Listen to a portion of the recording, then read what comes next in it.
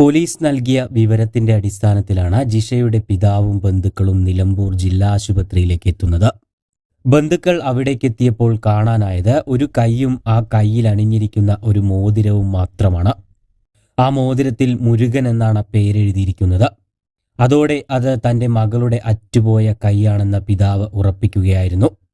ദുഃഖം ഉള്ളിലൊതുക്കി ജിഷയുടെ കൈ ഏറ്റെടുക്കാനുള്ള നടപടികൾ പൂർത്തിയാക്കുകയാണ് ഇപ്പോൾ ബന്ധുക്കൾ. കലിതുള്ളിയെത്തിയ പ്രകൃതി ഇല്ലാതാക്കിയത് നിരവധി സ്വപ്നങ്ങളെയാണ്. വർഷങ്ങൾ എടുത്ത് നമ്മൾ പ്രകൃതിയിലേക്ക് ചേക്കേറിക്കൊണ്ടിരുന്നപ്പോൾ പ്രകൃതി അത് നിമിഷ നേരം കൊണ്ട് തിരിച്ചെടുത്തു.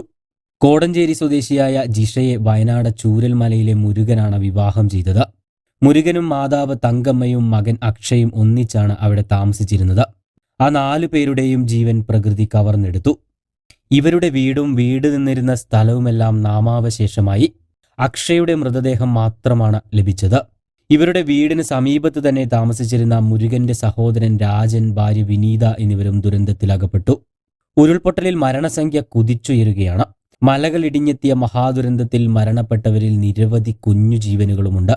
ഇതുവരെ 60ഓളം കുട്ടികളുടെ മരണമാണ് സ്ഥിരീകരിക്കപ്പെട്ടിട്ടുള്ളത്. നിരവധി കുട്ടികളെ ഇനി കണ്ടെത്താനുമുണ്ട്. സ്കൂളിൽ ചേർക്കാൻ പ്രായമായിട്ടില്ലാത്ത എത്ര കുട്ടികൾ ദുരന്തത്തിനിരയായി എന്ന് ഇപ്പോഴും വ്യക്തമല്ല. കൊച്ചുകുട്ടികളുടെ കണക്ക് കൃത്യമായി സൂക്ഷിച്ചിട്ടുണ്ടായിരുന്ന പ്രദേശത്തെ അങ്കണവാടി തന്നെ ഉരുളെടുത്തു.